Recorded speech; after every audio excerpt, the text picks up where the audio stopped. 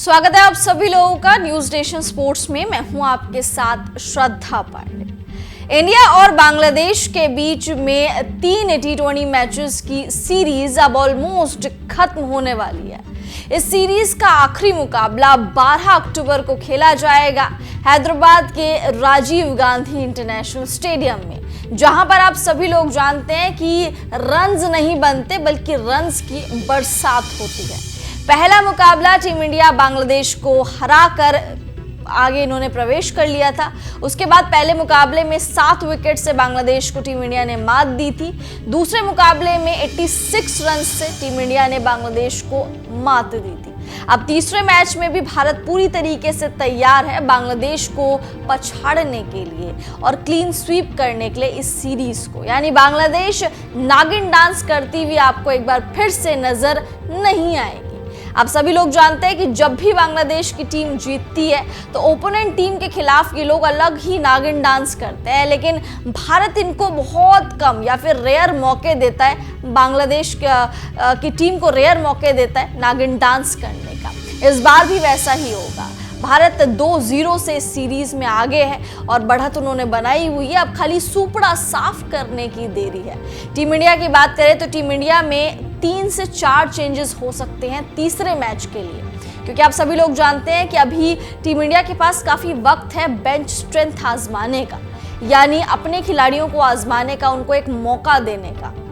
बहुत सारे खिलाड़ियों को आराम दिया जा सकता है तीसरे मैच में, क्योंकि ये डेड रबर मुकाबला होने वाला है। इसमें जीते या हारे कोई फर्क इतना ज़्यादा नहीं पड़ेगा, बस हाँ सूपड़ा साफ करने के इरादे से हम लोग उतरेंगे। तो काफ़ी ज़्यादा खिलाड़ियों को रेस्ट दिया जा सकता है और जो बेंच पर बैठे हुए हैं उन खिलाड़ियों को मौका दिया जा सकता है। उसमें सबसे पहला नाम हर्षित राणा का आता है, जो टीम इंडिया के लिए शायद डेब्यू कर सकते हैं। हर्षित राणा IPL के स्टार, जिन्होंने अपनी यॉर्कर्स से सभी का दिल जीता था। गौतम गंभीर के अजीज भी हैं, क्योंकि हर्षित राणा भी KKR से खेलते हैं, साथ साथ गौतम गंभीर KKR के मेंटोर थे IPL 2024 में। तो हर्षित राणा का डेब्यू हो सकता है, किस्मत उनकी भी खुल सकती है, लॉटरी उनकी भी लग सकती है। फिलहाल आपको बता देते हैं कि पिच का क्या कुछ मिजाज होने वाला है इस मैच के लिए, क्योंकि राजीव गांधी इंटरनेशनल स्टेडियम में, जैसे कि मैंने आपको शुरुआत में भी बताया कि यहाँ पर रन्स बनते नहीं है, यहाँ पर रन्स की बरसात होती है, बारिश होती है।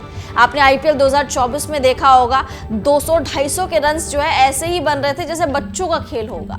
तो चलिए बिना देरी करते हुए आपको बताते हैं इस मैच की पिच रिपोर्ट। देखिए, राजीव गांधी इंटरनेशनल स्टेडियम की पिच पर बल्लेबाज और गेंदबाज दोनों को मदद मिलेगी। मैच के शुरुआत में इस पिच पर बल्लेबाजों को काफ़ी मदद मिलता है। वो इस स्टेडियम के छोटी बाउंड्री और तेज आउटफील्ड होने पर का भरपूर फायदा उठाते हैं। इस पिच पर बल्लेबाज एक बार जम जाए तो ज़्यादा रन बना सकता है, लेकिन खेल जैसे जैसे आगे बढ़ता है पिच धीमी होती जाती है और पिच पर दरारें भी आती जाती है, जिससे गेंदबाजों को मदद मिलने लगती है। गेंदबाजों की गेंद टर्न और मूव होने लगती है, उनको मदद मिलने लगती है। यहाँ का एवरेज स्कोर 200 रन का है। तो देखा आपने, यहाँ पर बल्लेबाजों का खूब ज़्यादा बोलबाला रहता है। गेंदबाजी इतनी ज़्यादा नहीं, लेकिन बल्लेबाजों का बेहतरीन तरीके से बोलबाला रहता है। गेंदबाज पिक्चर में आते हैं, लेकिन जैसे जैसे गेम आगे बढ़ता है वैसे वैसे बल्लेबाजों के साथ साथ गेंदबाजों को भी मौका मिलता है विकेट चटकाने का, क्योंकि पिच काफ़ी ज़्यादा ड्राई होती जाती है। पिच में थोड़े बहुत क्रैक्स पड़ते रहते हैं, तो इसीलिए जब क्रैक्स पड़ते हैं तो गेंदबाज पिक्चर में अपने आप ही आ जाते हैं। लेकिन यहाँ पर एवरेज स्कोर अगर आप मान के चलेंगे तो अराउंड 200 का है। आपने IPL में भी देखा होगा, ट्रेविस हेड और अभिषेक शर्मा जब भी इस मैदान में उतरते थे तब इस मैदान को अपना बना लेते, तब इस मैदान को ऐसे समझते थे कि इनका घर है और ये घर पर धुलाई कर रहे हैं बिल्कुल अच्छी तरीके से। तो ये थी pitch report India versus Bangladesh के बीच में तीसरे T20I मैच की। अब आपको बताते हैं कि मौसम का क्या कुछ हाल रहने वाला है, क्योंकि 12 अक्टूबर को हैदराबाद में क्या गर्मी रहेगी तो कितना तापमान रहेगा, क्या बारिश की आशंका है, क्योंकि आप सभी लोगों को याद होगा कि जो दूसरा मैच था दिल्ली वाला, इसमें भी लोग कह रहे थे कि मे भी बारिश आ जाए, मे भी बारिश की वजह से ये मुकाबला धुल जाए। तो क्या तीसरे मैच में भी ऐसा ही कुछ होने वाला है? इसके लिए जानते हैं इस दिन की यानी 12 अक्टूबर की वेदर रिपोर्ट। देखिए 12 अक्टूबर यानी भारत बनाम बांग्लादेश के बीच तीसरे मैच के दिन हैदराबाद में मौसम साफ रहने की उम्मीद है। यानी एक अच्छी खबर यह है कि फैंस को पूरे मुकाबला देखने को मिलेगा, यानी पूरे 40 ओवर का मैच देखने को मिलेगा। बिखरे हुए बादलों और 26 डिग्री सेल्सियस के आसपास सुखद तापमान रहेगा, यानी 26 डिग्री सेल्सियस के अराउंड टेम्परेचर रहेगा। अच्छा खासा मौसम रहेगा, आसमान में बादल आपको छाए हुए नजर आएंगे, लेकिन उतनी गर्मी भी नहीं होगी और बारिश की तो आशंका है ही नहीं। आगे यही कहती है वेदर रिपोर्ट की बारिश की संभावना बिल्कुल भी नहीं है, यानी बारिश का कोई भी चांस नहीं बनता, जिसकी वजह से दर्शकों को पूरा खेल देखने का मौका मिलेगा।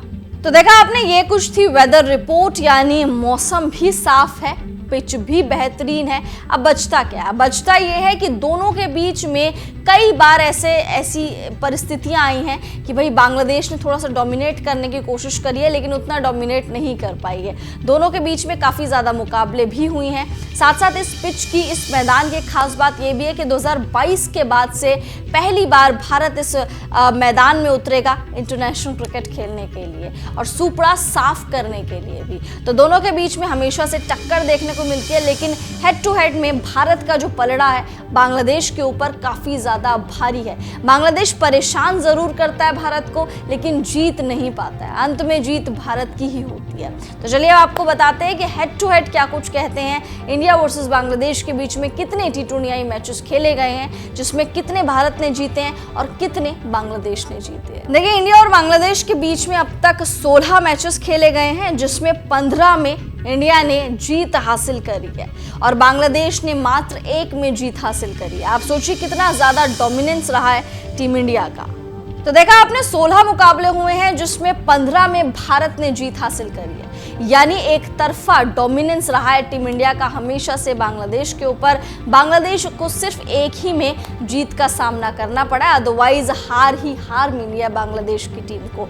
हमेशा से नागिन डांस वो करते तो है, लेकिन भारत के सामने उनका जो नागिन डांस है वो धरा रह जाता है, क्योंकि आंकड़े कुछ ऐसे कहते हैं। और अब लग रहा है कि जो तीसरा मुकाबला है उसमें भी भारत कुछ ऐसे ही करने वाला है कि बांग्लादेश को नागिन डांस करने का मौका नहीं देगा और ये सीरीज क्लीन स्वीप करेगा, क्योंकि T20 में आप सभी लोग जानते हैं युवा खिलाड़ी हैं। युवा खिलाड़ियों के अंदर जोश बहुत ज़्यादा भरा हुआ है, चाहे वो अभिषेक शर्मा हो, चाहे वो संजू हो, चाहे वो नीतीश रेड्डी हो, जिन्होंने पिछले मैच में अर्धशतकीय पारी खेलकर मैच पूरा पलट कर रख दिया था। तो जोश बहुत ज़्यादा हाई है। अब जोश से याद आया कि प्लेइंग 11 जान लेते हैं दोनों ही टीम्स की।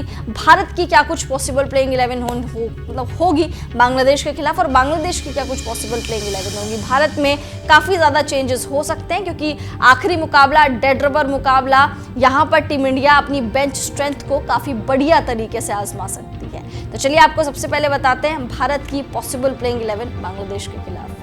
देखिए सबसे पहले आपको अभिषेक शर्मा नजर आएंगे खेलते हुए, जिनको ये मैदान बहुत ज़्यादा पसंद है, राजीव गांधी इंटरनेशनल स्टेडियम, जहां पर ये बड़े बड़े हिट्स लगा सकते हैं। इनके साथ सूर्य कुमार यादव आपको नजर आ सकते हैं। संजू सैमसन को बेंच पर बैठाया जा सकता है, क्योंकि संजू सैमसन ने 2 मैचेस में कुछ सच परफॉर्मेंस नहीं दी है। साथ साथ संजू सैमसन के अलावा युवा खिलाड़ियों को मौका दिया जा सकता है। उसके बाद हार्दिक पांड्या नजर आएंगे, द ऑलराउंडर, जिन्होंने पिछले मैच में गदर मचा दी थी। नीतीश रेड्डी नजर आएंगे, पिछले मैच के हीरो, अर्धशतकीय पारी आप सभी को याद होगी। तिलक वर्मा भी नजर आएंगे, इनको भी मौका मिल रहा है, ऑल्दो तिलक वर्मा भी अपनी छाप नहीं उस तरीके से छोड़ पाए हैं। प्रैक्टिस मैच में भी तिलक वर्मा ने उस तरीके से बॉल को हिट नहीं करी, लेकिन मौका इनको मिलेगा। जितेश शर्मा नजर आएंगे, विकेट कीपर बल्लेबाज के रूप में। संजू की जगह जितेश शर्मा को मौका मिल सकता है तीसरे मैच में। रिंकू सिंह नजर आएंगे, वॉशिंगटन सुंदर नजर आ सकते हैं। रवि बिश्नोई, अर्शदीप सिंह और हर्षित राणा, इनका डेब्यू भी हो सकता है। तो देखा आपने, ये थी कुछ पॉसिबल प्लेइंग 11। इसमें आपको चेंजेस नजर आ रहे होंगे, जैसे कि संजू को बेंच पर बैठाया जा सकता है, साथ साथ हर्षित राणा को लेके आएंगे। हर्षित राणा का डेब्यू हो सकता है टीम इंडिया के लिए। विकेट कीपर बल्लेबाज के रूप में संजू की जगह जितेश शर्मा को मौका मिल सकता है, क्योंकि संजू ने 2 मैचेस में सच परफॉर्मेंस नहीं दी है और युवा खिलाड़ियों को प्रेज कर सकती है टीम इंडिया, क्योंकि ऑलरेडी डेड रबर मुकाबला है, तो बेंच स्ट्रेंथ आजमाना चाहेगी टीम इंडिया। अब आपको बताते हैं कि बांग्लादेश की क्या कुछ पॉसिबल प्लेइंग 11 हो सकती है, क्योंकि बांग्लादेश भी अपनी पूरी तैयारी के साथ आएगा पलटवार करने के लिए और एटलीस्ट ये चाहेगा कि भारत उनका सुपड़ा साफ ना कर पाए। देखिए, सबसे पहले आपको लिटन दास नजर आएंगे, विकेट कीपर तंजीद हसन नजर आ सकते हैं। तंजीद हसन पिछले मैच में नहीं खेले थे, बट इस मैच में नजर आ सकते हैं। नजमुल हुसैन शंटो नजर आएंगे, कप्तान जिनके ऊपर काफी ज्यादा प्रेशर होगा और बड़े ही क्रूशियल पोजीशन पर ये खेलते हैं, तो इनके ऊपर काफी ज्यादा प्रेशर डिपेंड भी करेगा। तौहीद हिरदोई नजर आएंगे आपको, महमूदुल्लाह नजर आएंगे, एक्सपीरियंस खिलाड़ी जिनकी ये आखिरी सीरीज और ये आखिरी मैच होने वाला है, क्योंकि उसके बाद आप सभी लोग जानते हैं इन्होंने रिटायरमेंट का अनाउंसमेंट कर दिया है। उसके बाद जैकर अली आपको नजर आएंगे, मेहदी हसन मिराज नजर आएंगे। मेहदी हसन मिराज से डर कर रहना पड़ेगा टीम इंडिया को, क्योंकि हमेशा से ही टीम इंडिया को परेशान ये करते आए हैं। रिशद हुसैन नजर आएंगे, तस्किन अहमद आपको नजर आ सकते हैं, मुस्तफिजुर रहमान नजर आएंगे और रिशद हुसैन आपको नजर आएंगे।